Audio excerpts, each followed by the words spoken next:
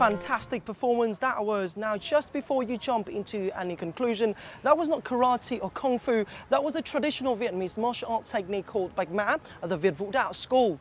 Now, despite the fact that Vietnam is only a small country, it's managed to attract over 1 million followers from all around the world to follow Vietnamese martial arts. So what's the reason behind this curious case? Let's find out in this edition of Talk Vietnam. For thousands of years, martial arts have been forged within the Vietnamese culture, inspired by the everyday life of a Vietnamese farmer and tested by nature. Struggles against invaders have been its strength. And now, the rich history and heroic moves have become a sport loved by millions across 5 continents of the world.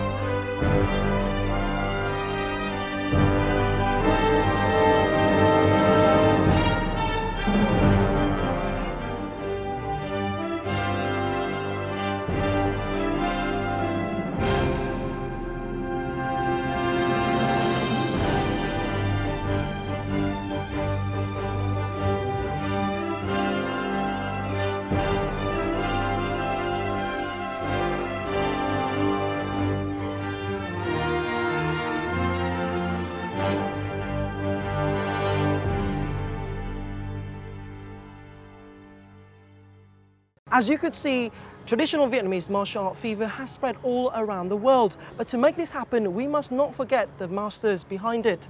And today we have the honor of gracing one of them. Meet Grandmaster Nguyễn Công Tốt, the French-Vietnamese Grandmaster that is the founding member of Việt Vũ Đạo International. Thank you for joining us. So could you please share with us, how did you manage to attract so many foreigners, so many international disciples? Oh, it's not a very difficult transaction, because I help our traditional martial arts building with Vietnamese culture, Vietnamese tradition, and it's the best way to attract a lot of people. Yep. Could you please explain the meaning of Việt Vũ Đạo? Việt Vũ Đạo, Viet for Vietnamese.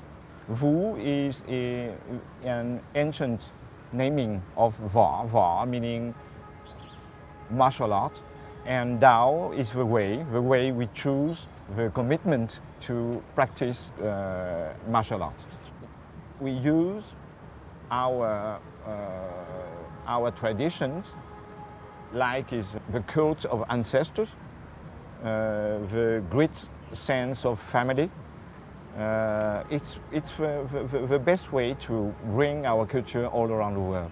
So about Việt Vũ Đạo in particular, can you explain the origin of it and where it actually came from? Việt Vũ Đạo is a martial arts school. It comes from Vũng Tàu, Bà Vũng Tàu. It's a very little village. Initially, maybe 100 years ago, this school is only a very little school with one master, an old master, with only a few practitioners, and we bring our story all around the world using the family sense, the Vietnamese culture in order to develop. And we know that foreigners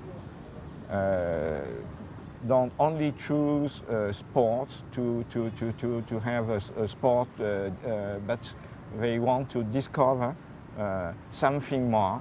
And so Vietnamese culture is by itself a very good way to practice philosophy and to practice their mind. And so that's the reason they choose Việt Vũ Đạo. You mentioned how Việt Vũ Đạo is originated from Vũng Tàu. What local traits or elements have been brought into the techniques and the moves used by Việt Vũ Đạo? Yes, our techniques are inspired by the farmers' techniques.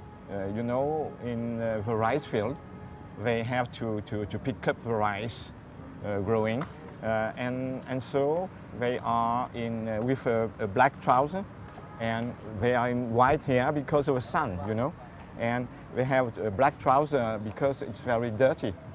Rice field is very dirty. Their techniques to pick up the rice grow, we use this technique and develop to transform it in martial arts techniques.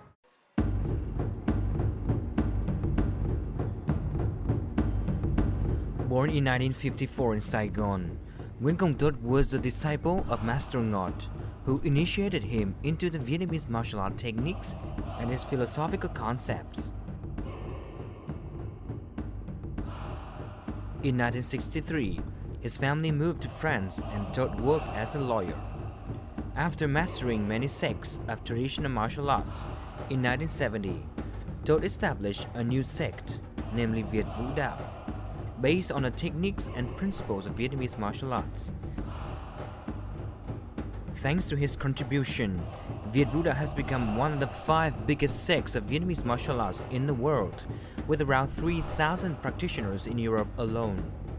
In France, Viet Vũ Đạo has 50 clubs with the participation of 1,500 students. Nowadays, Viet Vũ Đạo exists in 20 countries around the world, including Brazil, Portugal, India, Australia, Germany, Mali, Armenia, and Spain. To honor his contribution, Tuất was awarded the title of an International Grand Master of Vietnamese Martial Arts and selected as the Vice Chairman of the World Federation of Vietnamese Martial Arts in 2015.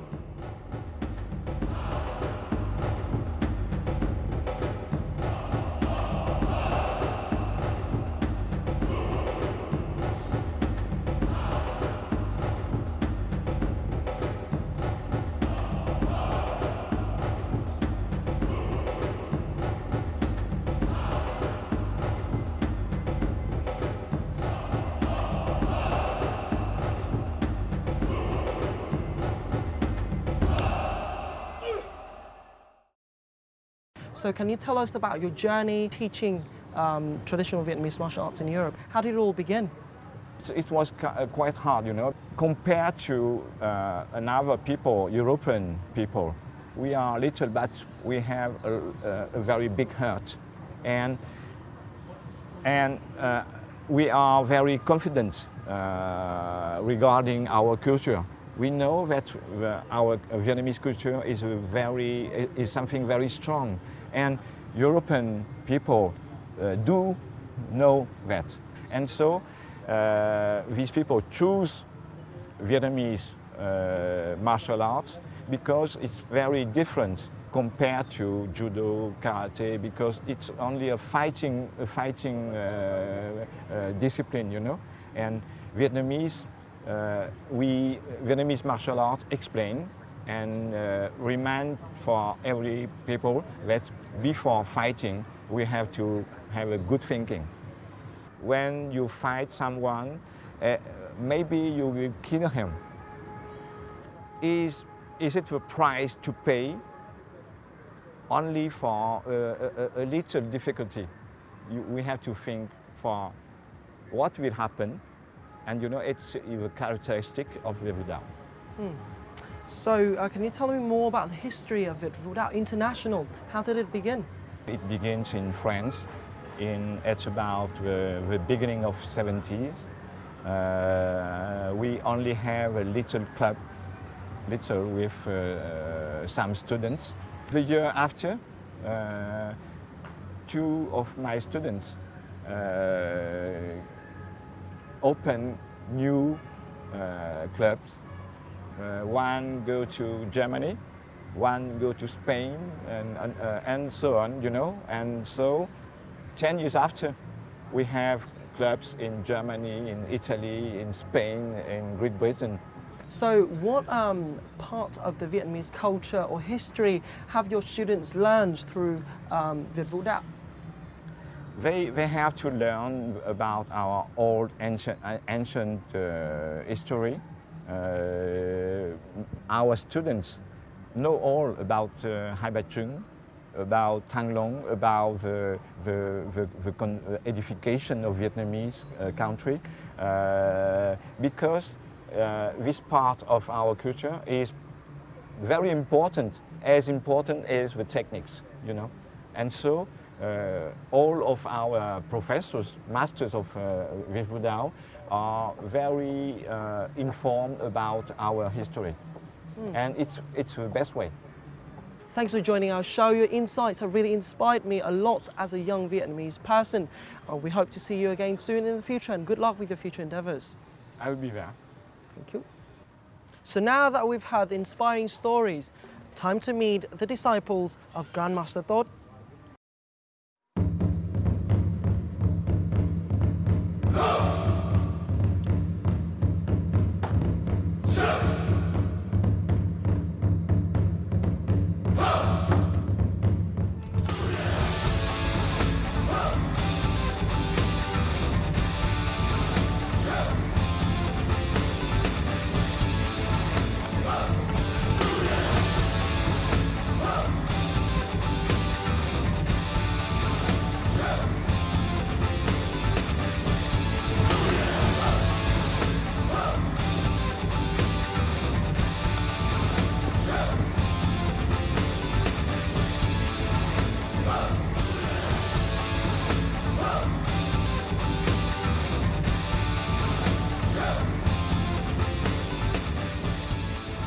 Thanks guys for showing us how awesome our traditional martial arts could be. However, Viet Vu Dao is not the only traditional Vietnamese martial arts that's inspiring many international followers around the world. The following story will tell you about what it means, what traditional Vietnamese martial arts truly means to many international disciples.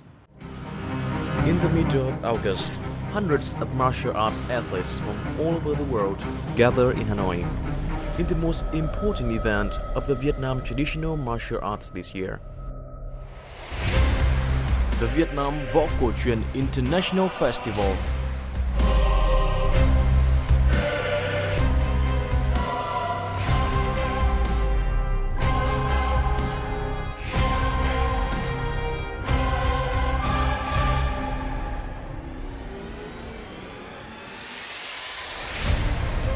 With more than 400 performances and about 90 battles, the biennial event has become a place for athletes to compete and share the experience.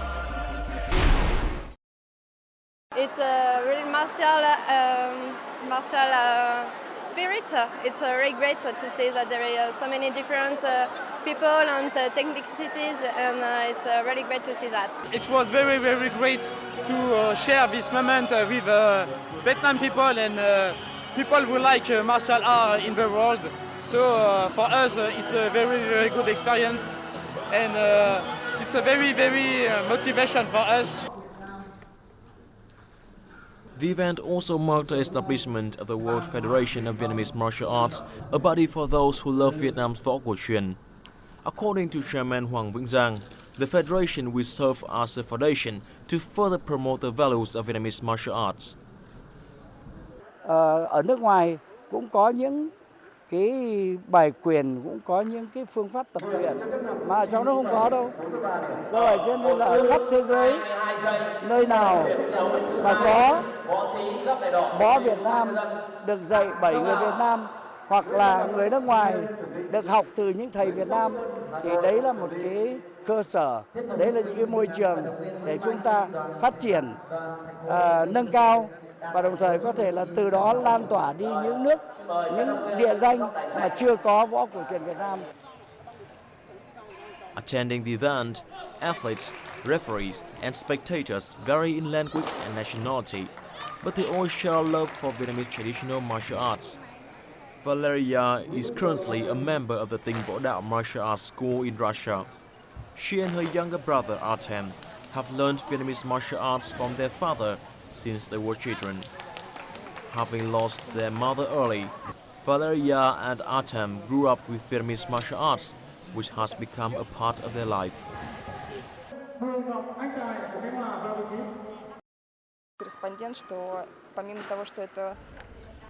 Although the Võ Đạo is one among Vietnamese martial arts, but to us, it plays an indispensable role, is as important as family and our career. In addition to our major job, we also work as martial art teachers at schools and open our own classes for children with about 200 learners. Through the classes, we also want to introduce Vietnamese culture to Russian children. This is the second time that Valeria has joined a Vietnamese martial arts competition in Vietnam. Previously, she was awarded the title of Miss Martial Arts at the Vietnamese martial arts competition in 2012. She still remembers her feelings when she first came here. Before going to Vietnam, I was really anxious. I spent 1 year and a half to prepare for the trip. I wanted to show that though I'm Russian, I'm not inferior to Vietnamese counterparts. Then when I went to Binh Dinh and Ho Chi Minh City, seeing the friendliness, cultures of Vietnamese and especially exchanging with the Vietnamese athletes, I felt that my anxiety beforehand was not necessary. Held on an international scale, the festival draws the participation of foreign referees. They are not only experienced and knowledgeable, but also passionate about Vietnamese martial arts. Emerick Morris is one of these people.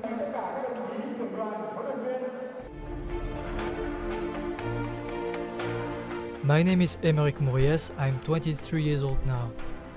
I was born in a small city named Pau in Aquitaine province, southwest of France. My major is entrepreneurship, but my whole life passion is martial arts.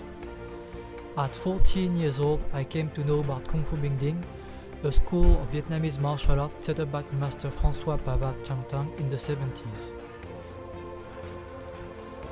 I quickly fell in love with it and decided to follow one of his disciples, Master Inchala Hazi. I've been practicing Vietnamese vocal trance ever since. And now I'm happy to be in Vietnam to get to know more about vocal trance and Vietnamese culture in general. You've seen the man shake out his move and learnt about his passion for traditional Vietnamese martial arts, so why don't we meet the man himself? Hey Emerick, so could you please tell me how it all started for you with martial arts? So I started martial art when I was in France at 14 years old. I was 14 years old. I started to practice in a school named Kung Fu Binh Dinh. When I was young, I was quite aggressive. I could become angry very quickly, and so I felt that I had to change something to feel better. And I think that the practice of Kung Fu Binh Dinh after a few years helped me to make a lot of changing about it, have a better personality maybe, a more open mind. I think it's the most important point. Beside building for me a strong body and a strong mind. Too. Studying martial arts, what do your family and friends think and how have they supported you? For the family and for the friends it's quite difficult because I train every day, so sometimes I don't understand how I can train so much. They don't understand that passion sometimes. In my family no one practiced martial arts, so for them it was very new. I think with martial art I lost many friends because I spent a lot of time training. Sometimes I had to cancel meetings, so it's quite difficult. Yeah. So what sort of challenges did you experience when you first started Kung Fu Binh Dinh and how did you overcome it? The most challenges was to deal with the Asian philosophy, very important in Kung Fu Binh Dinh.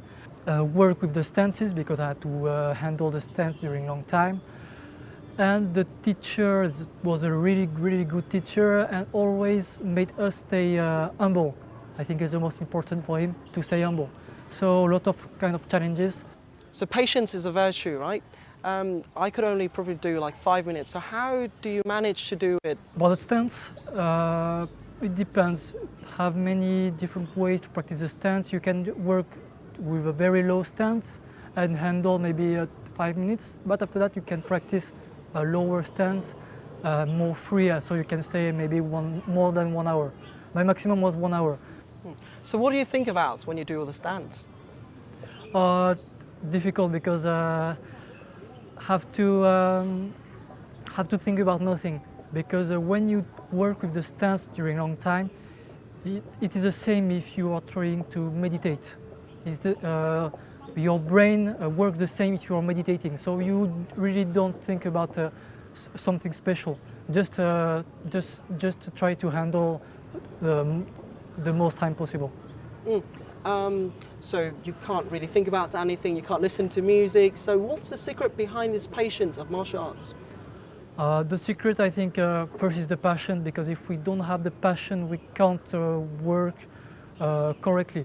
The other secret, I think, is to practice every day. I think is the most important. You thought Kung Fu Bing Ding and Kung Fu were basically the same, but you learned about its differences later on. Can you share with us these differences? Yeah, of course. It's really hard to talk about the differences, because even in Vietnamese martial art and Bing Ding, there are a lot of different schools. Everything is just different. It's different strategies. But the main difference is Bing Ding was a martial art created for the army, for the war, for the battlefield, for the soldiers.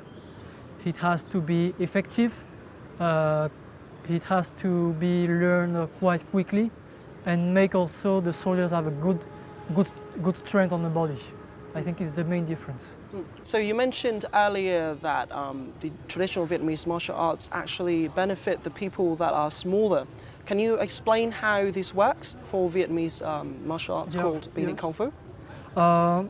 It's simple. The general principles is to not against the strength with the strength. If some people will use the strength, we will use smoothness. If they use smoothness, we will use strength. And we will also use that special footstep to escape the center line, go at 45 degrees on the sides, and strike where the opponents don't expect us to strike. This is how small people can handle a battle with higher soldiers or higher opponents. So you mentioned the difference of how Bing Ding martial arts is supposed to be for soldiers, right? What makes these techniques so special? What are the characteristics of Bing Ding martial arts? About the Bing Ding martial art, the main characteristic is the use of the elbow and the knees, the use of the one finger strike, the work with the stance, also the footwork to always escape the attacks. I think is the main characteristic of Bing Ding martial arts. And of course the work with weapons, really important too. So how about the finger joint? How do you actually use it? And how does it work? The finger joint, we will strike every part of the opponent's body who are weaker. For example, the joints, the big muscles, there the shoulders, the leg, there the plexus, the throat too, the eyes. The objective is when we strike to the arm of the leg, is the opponent can't use that leg during all the fight. It will make him hurt so much and he will not be able to use it again. Okay, enough said. I reckon I can still beat you considering I'm like twice your size. So let's go for a punch on. All right, let's bring it. You're going down, mate.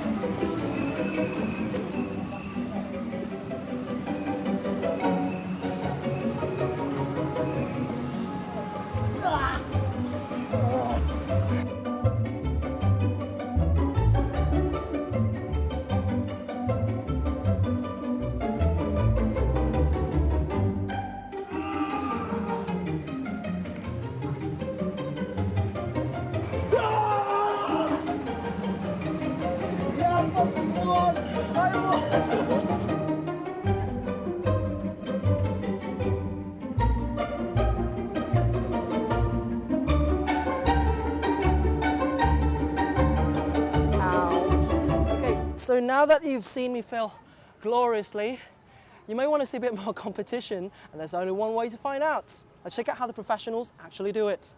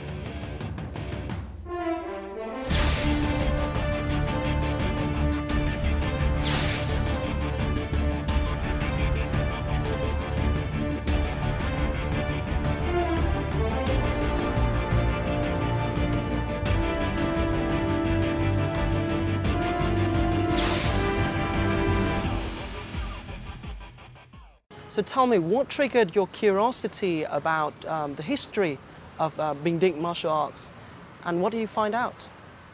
I wanted to learn more about the Bình Định story when I came in Vietnam, because I made some researches and I found that the history was really important, because Bình Định martial art helped the Vietnamese to fight against foreigners who wanted to invade Vietnam. So I think the story is important, and when we have to see the great names of the Bình Định martial arts.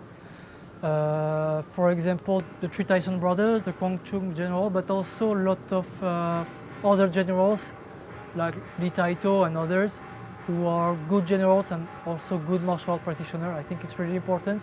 They are really smart with strategy, is also an important point.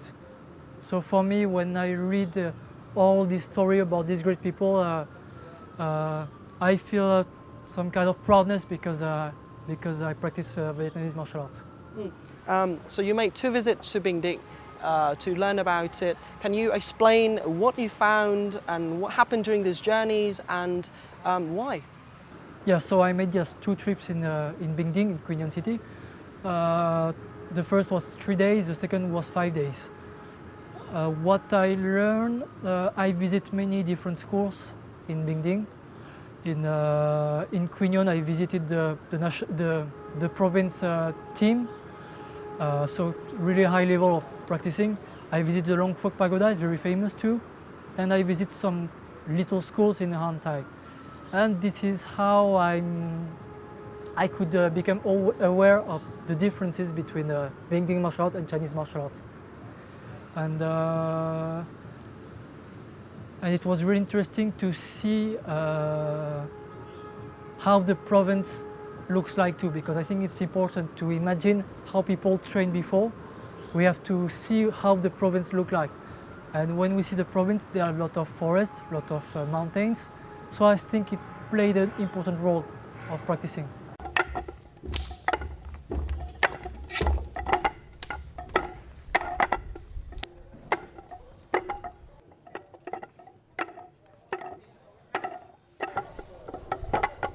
For the last 2 years, this wooden dummy has been Emirec's training partner at Dacheve's Vĩnh Xuân Quyền training sessions at Tứ Liên Temple in Hanoi. After more than 10 years practicing the martial arts of Bình Định, last year he moved to Vietnam to explore a new style, Vĩnh Xuân Quyền. 7 days a week, martial arts have become an essential part of his life. I feel that Vĩnh Xuân, I will be able to practice it until I am very, very old. It's more than a passion. It became more a way of life maybe, because now I don't need to focus and say, okay, I have to train. Now the training is part of my life. I don't have to think about it. I know that I will train every day and don't have to think about it. Emirec's passion has also inspired many of his classmates. Còn Emeric thì đã tập không lâu lắm rồi nhưng mà vẫn có thể tập được rất là giỏi. Động tác của bạn Emeric rất là mềm, rất là thả lỏng. Cái một điều rất khó trong Vĩnh Xuân Quyền. Em cũng muốn tập được giỏi như Emeric.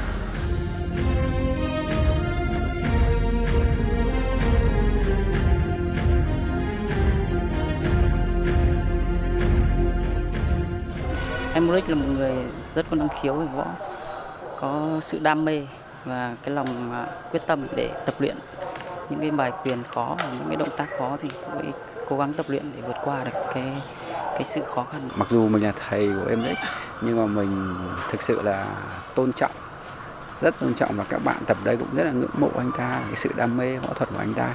Cũng rất hiếm người mà bây giờ mà bỏ tất cả công việc ở bên gia đình, tất cả sự nghiệp bên kia để mà sang đây để theo 1 năm trời liên tục thì tôi nghĩ rằng là đấy là cái mà nói lên cái sự đam mê thực sự của anh ấy. It is this passion that gained him the trust of his master. granting him the position of teaching assistant at the Vĩnh Xuân Nguyễn Gia Club.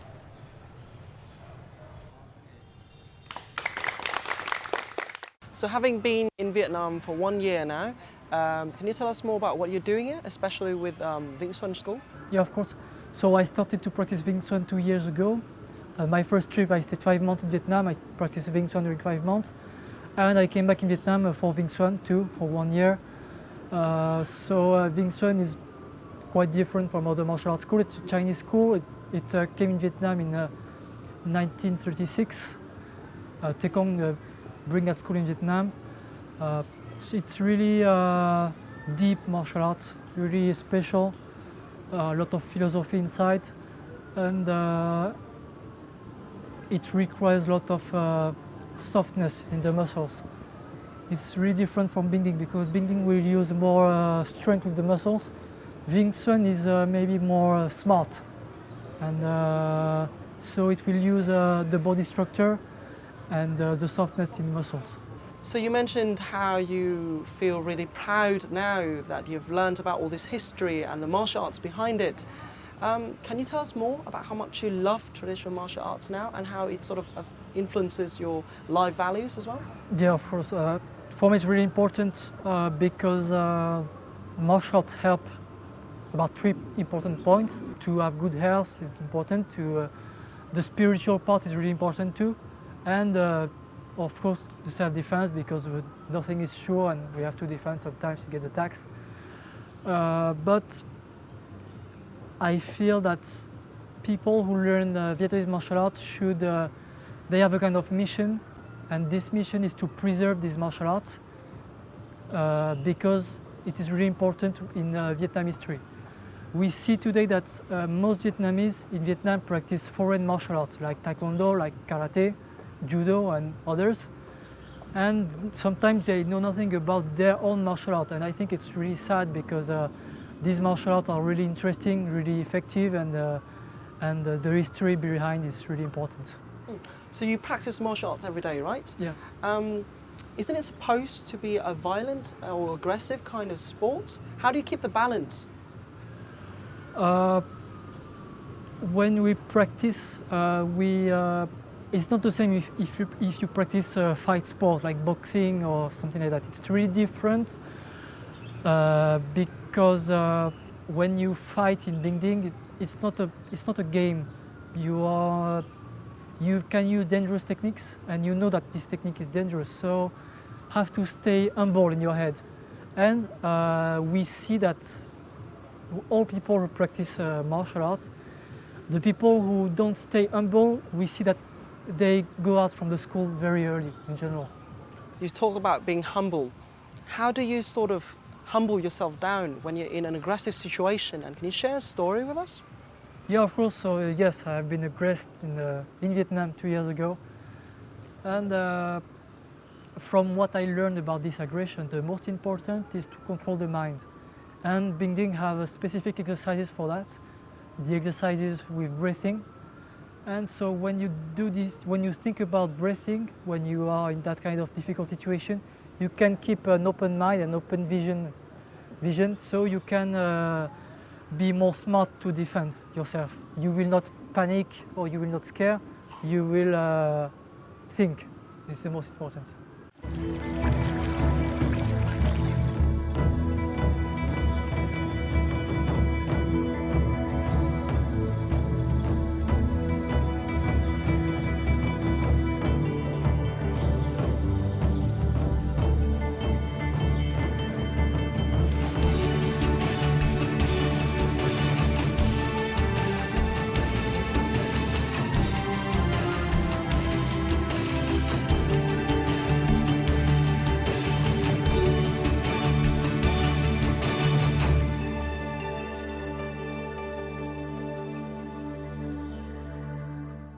So you have to sort of teach in classes. Can you tell us about your experiences teaching the younger and newer generations of martial arts? So 2 years ago I passed the coach exam with the Hanoi Martial Arts Federation, and since that time my master made me teach to new people who come. So For me, it was a good experience.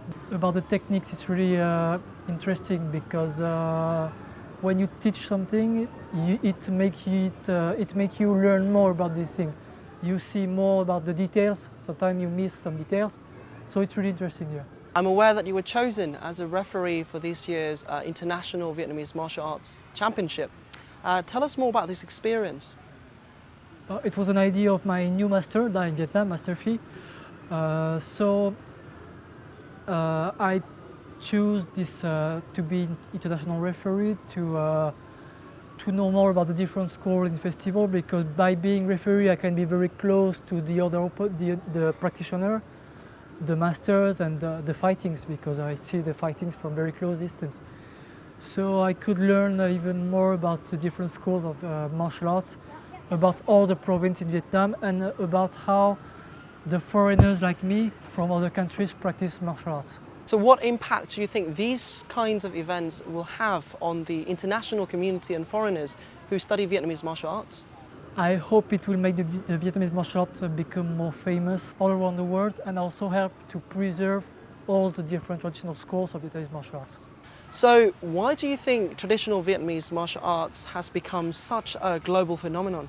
I think one of the main reasons is that Vietnamese martial arts stay quite traditional. In Vietnamese martial arts we still have a lot of different schools, and the interesting point is that people with that different schools can find the schools who's more suitable for himself. I think it's really interesting for people. Speaking of choosing the suitable school for themselves, why should one pick traditional Vietnamese martial arts over karate or kung fu, the more famous martial arts around the world? I think the karate today and the taekwondo is more sport now than a martial art. It is suitable for the competitions, so people maybe are looking for something more authentic, with a huge story behind, a huge culture and philosophy will go with. So I think Vietnamese martial arts for that will have a great future. So looking into the future, what is your future plan with traditional Vietnamese martial arts? So I studied Binh Dinh in France, and 2 years ago I started to learn Wing Chun, and I still hope to learn Wing Chun for many years later, because I fall in love with that martial art too. It's really interesting. I talked about that with my Vietnamese master, Master Phi, about Wing Chun, and we plan in future to open a branch of the school in France to make the Vietnamese Wing Chun famous in France. So your insights have made me feel really proud as a young Vietnamese person, and I realise the importance of traditional Vietnamese martial arts in the culture. And you, as our international audience, have learnt about the beauty of our culture through Vietnamese martial arts. So, why don't you have a shot yourself, and who knows, next year we might see each other at the championship. Thanks for watching this edition of Talk Vietnam, and until next time.